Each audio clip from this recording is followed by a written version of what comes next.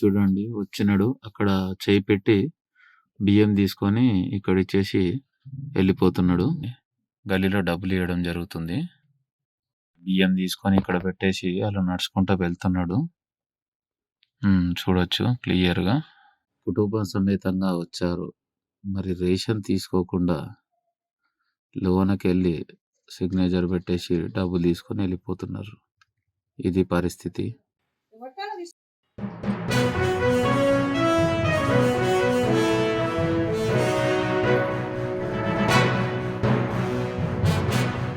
Ration shop ఇక్కడ ఉంది, అక్కడ ఎడుకోయి వస్తున్నావు మీరు?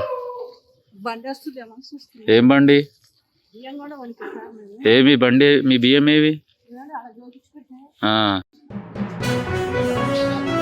ఈయనెవరు? మీ పని అయినా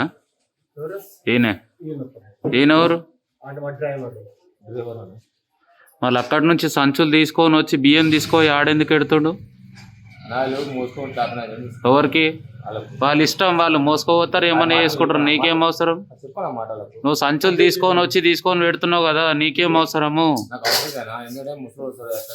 ముసలోళ్ళు ఉంటది, వాళ్ళది వాళ్ళు తీసుకొని పోతారు కదా.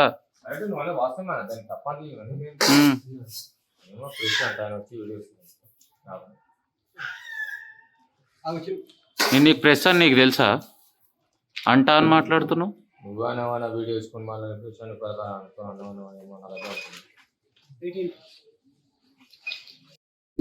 బియ్యం తోటి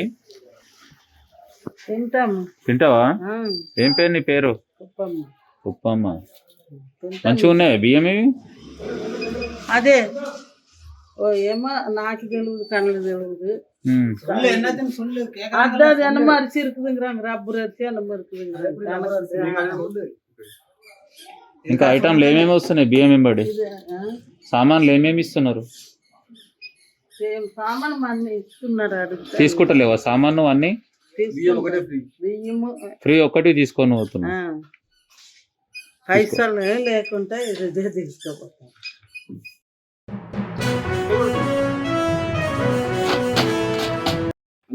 నీ షాప్ నెంబర్ చేంజ్ చేసుకోలేవు, నువ్వు ఇక్కడ ఉండి మరీ స్పెషల్ గా అలా అమ్మిపిస్తున్నావు. నీ వర్కరే సపోర్ట్ చేస్తుండు కదా ఇక్కడ ఉండి. నీ వర్కరే సపోర్ట్ చేస్తుండు కదా. నా దగ్గర ఉన్నాయి ప్రూఫ్స్ అన్ని చూపిస్తా. పర్సన్ది, లేడీది. ఎవరైనా వస్తే నేనే 2 సార్లు పోలీసులకు పట్టించిన. నేనే పోయి పర్సనే సపోర్ట్ చేస్తుండు కదా. నేను పంపించిన నీకు, నేను పంపించినాను. నాకెందుకు పంపించాను? అంతే పర్సన్ అడ్డు సిద్ధు. మనం ఎవరైనా వస్తే ఉండని సమయ తుర్కోలు వచ్చినా పెద్ద ఎటు పంపించినాము? 3 తుర్కోలు వచ్చారు. అది దాని ఏమంటారు సిద్ధు? అక్కడికి 3 వచ్చిండ్రు. వస్తే మా వాళ్ళే పట్టించారు.